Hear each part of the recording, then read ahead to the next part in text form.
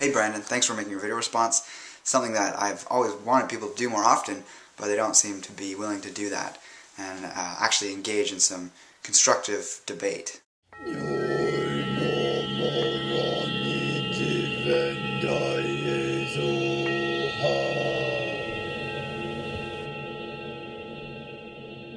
Hello Kindred Longevity Lifestyle Designers, this is Zach here at secretsoflongevity.com. This is a video response to Brandon Cintron, and you can always find his video in the below if he's going to approve this as a video response, or if he responds to me with a video response. But the video that I'm responding to, I'm also going to put a link here, just in case that doesn't happen and we don't continue this discussion. I feel if we're really going to get into this, it's going to last more than a few videos, and I'm more than willing to do that if we can remain in a place of focusing on the facts and letting the facts speak for themselves, as opposed to getting into personal attacks, which is never constructive. And we're really all in this, at least I feel, for learning about health and not being rigidly stuck in any one paradigm just to have that label on us, and actually look outside the box to get a clearer understanding of what is optimal for our own personal health, but also people's health in general, because those aren't always completely in alignment, but there is a general trend of what is the healthiest thing to be doing, and that's why we're all here. So an older video of mine, which was the video where I believe the title is the Bananas, the World's Most Destructive Crop, you posted a comment, and it was basically a comment asking about if we're not going to rely on bananas as a staple, what would I recommend? So when you ask that, my perception is you're asking me what I would use as a staple. If you were said something like, I'm vegan and what can I use as a staple, then I would have given you something different. If you had said I'm vegetarian and I want a staple, I would have said something different. If you're saying if I'm a raw vegan and I want a staple other than bananas, I would have said something different. So because it was an open-ended question, I gave you what I would recommend as a staple, which is pasture-raised red meat. And then we got into a series of comments after that, and you seemed quite alarmed by this. But for the record, I just say if you wanted to stay vegan or low-fat vegan or raw or whatever, probably the thing I'd recommend is either coconut-based fats if you wanted to be vegan. If you want to be low-fat vegan or low-fat raw vegan, or I guess that's not raw vegan, is sweet potatoes, cooked obviously.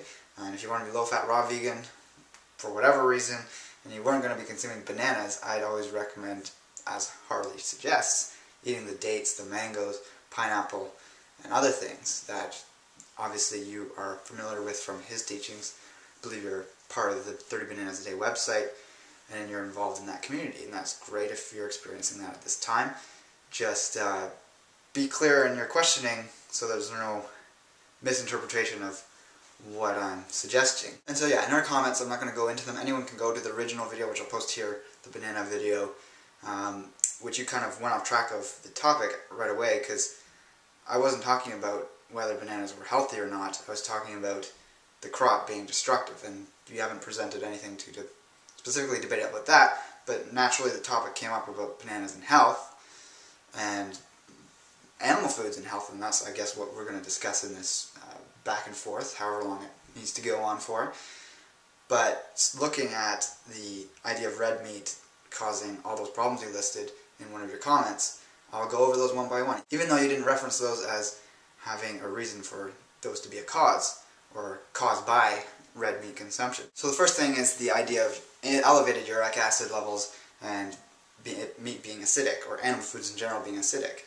And I'm assuming you'd also say that they cause osteoporosis. The video I posted right before this one deals with that in complete totality. I'm going to post a link for that here. And there's 6 references in that video that clearly show that meat actually lowers uric acid levels despite it containing uric acid, and it actually improves calcium balance and improves bone density.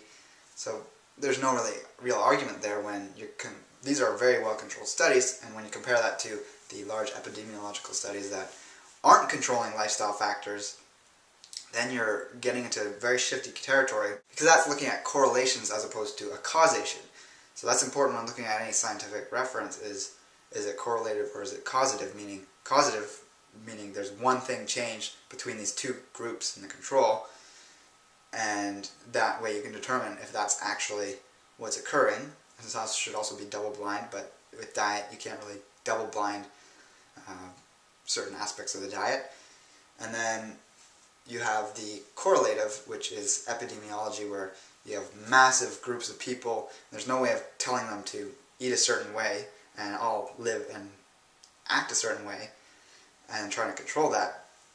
So you're just getting very vague ideas that, you know, this group over here in China lives a long time and they eat very little meat, and over here in North America we eat meat and we live shorter lives, except you can't determine whether it's actually the processed food in North America, or the lack of exercise, or the lack of clean air, or the higher stress jobs, or the lack of fulfilling lifestyles with fulfilling family and emotional well-being. So there's so many factors that go into any one individual's health that you need to control for those if you're wanting to get an accurate outcome for a study on diet. So the references for the following points will be featured in the drop-down menu below. You just go below this video. If you're watching it on YouTube, click the drop-down menu and you can find listed 1 through till however many I go through the different links that I'm referring to. Of course, I'm not going to have the titles down there. I'm talking in the video and I'll refer to them, and you can always go down there to check. So number 1 is that inflammation is not associated with meat intake, specifically pasture-raised meat intake. You have a number of issues when you're concerning mainstream diets, and number 1 is the high intake of omega-6s, which is very inflammatory. This is from beans, grains, nuts and seeds in excess. If you're it's more actually a problem with raw foodists that are vegan and trying to eat a lot of nuts and seeds for calories.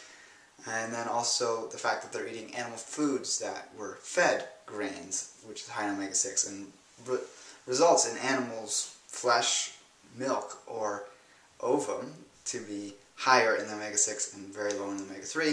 And as we know, that's inflammatory. So yes, in that sense, animal foods can be inflammatory, but not in the sense if they were pasture-raised.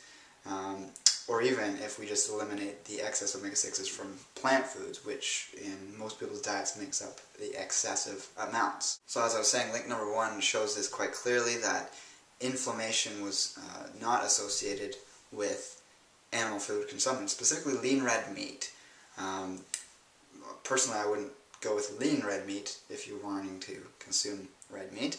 We want the fat for the beneficial vitamins and minerals and saturated fat that's contained in the fat, and I've got other videos that go into depth as to why you'd want to be getting the fat from pasture-raised animals and not so much the lean meat. Your protein's great, but it's not the only thing we want from animal foods.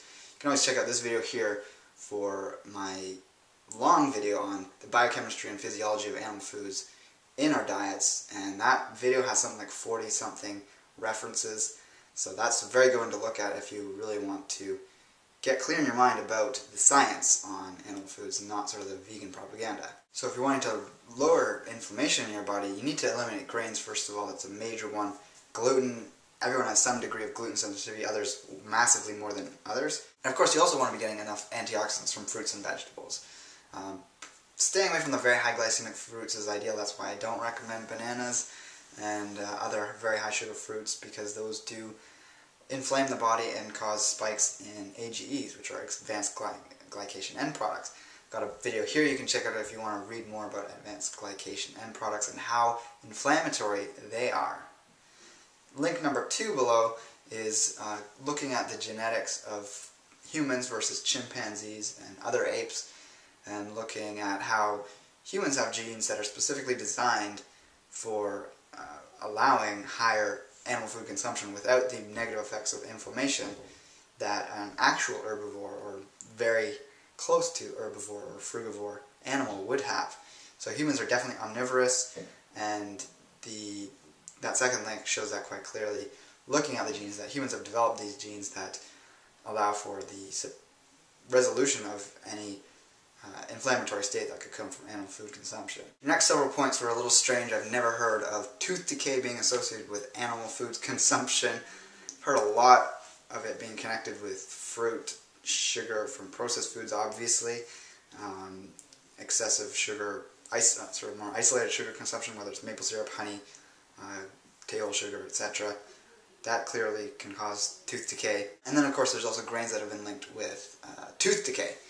So where are you getting at with that? You haven't provided any references, and again, animal foods have been shown throughout time to be wonderful for preventing tooth decay. You can watch this link here to a great video on animal foods for restoring tooth enamel and remineralizing the teeth. And that's Romuald Nagel from, he has the book out called Cured Tooth Decay and Reverse Cavities.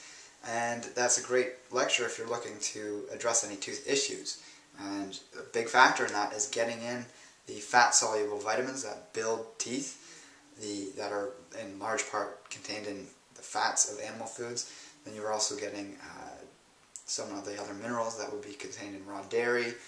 You have the unique factors that are not found in plant foods that you can find in things like fermented cod liver oil and fermented cheeses, or cheeses aged for long periods of time. There is the one choice of natto to get that vitamin K2, but that is really unpalatable, and you're also getting the excess phytoestrogens. Not an ideal way of getting vitamin K2. Next up, you talk about liver, kidney, and pancreas damage from meat consumption. That really doesn't make any sense to me. Perhaps the kidney issues, there's a lot of myths around animal protein causing kidney problems.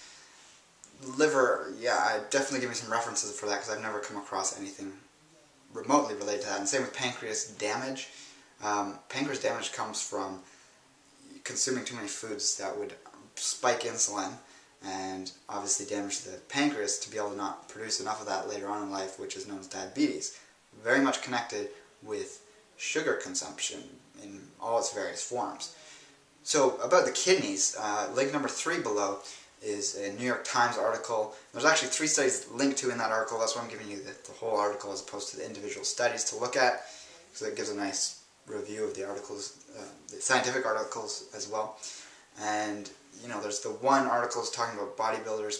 It's a fairly short-term diet, but it showed no correlation with high protein intake and kidney damage. The next one was an 11-year study looking at women on a high protein diet. It was like 1,600 something women.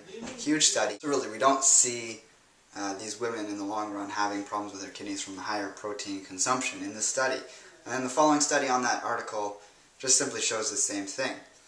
So the next thing you were saying was inability or problems getting enough zinc and chromium.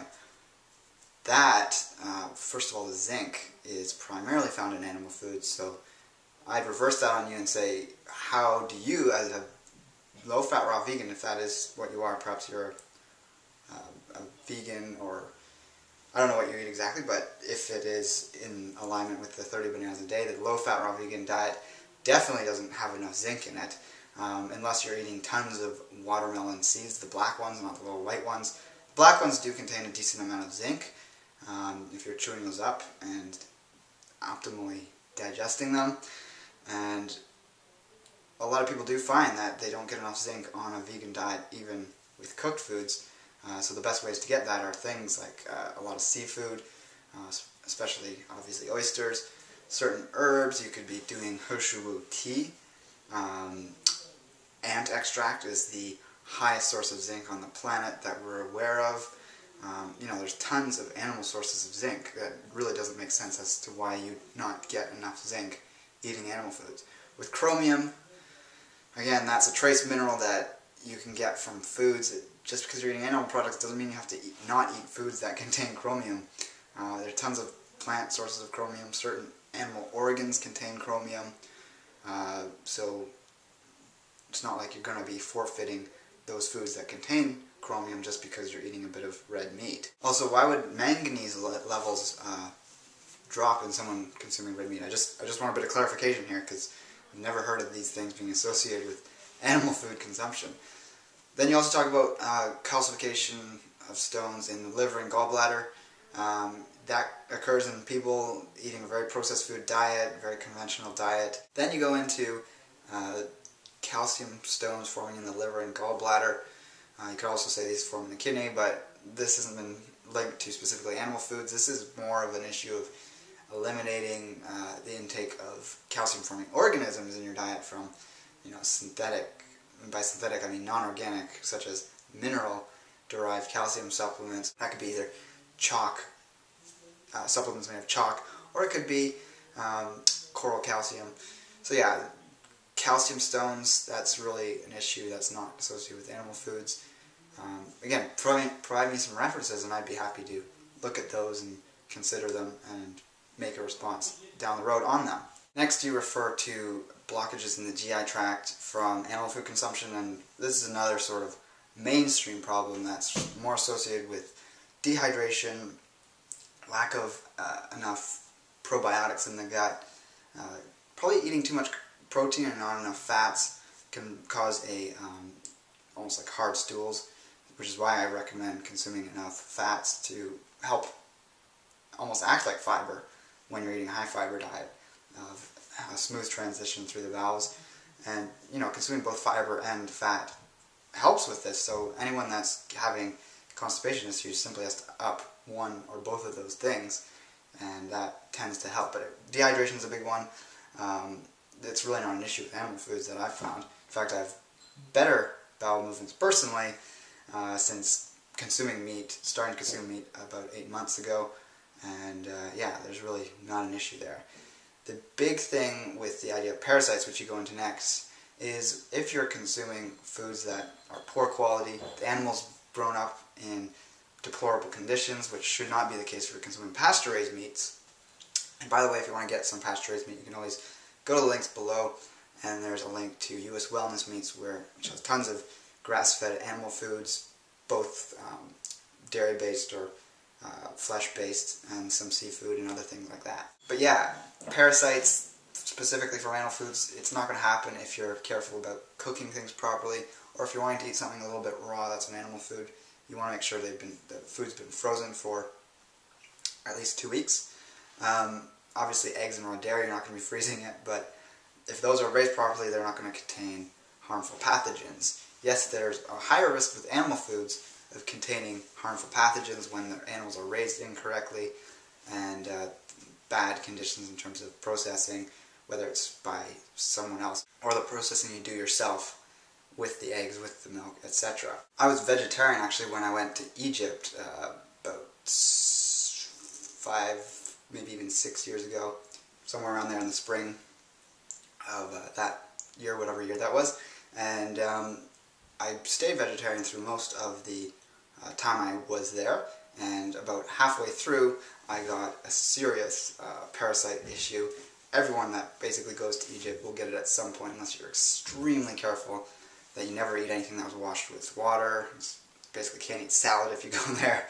And yeah, everyone got sick, and I ended up eating some meat at the end of the trip there. It didn't change anything in terms of my digestive troubles from whatever I picked up. So this is really hard to say that it was animal foods that caused that for me, because it was something I contracted from water or from a vegetable that was grown in ground that had some parasite in it that wasn't washed properly.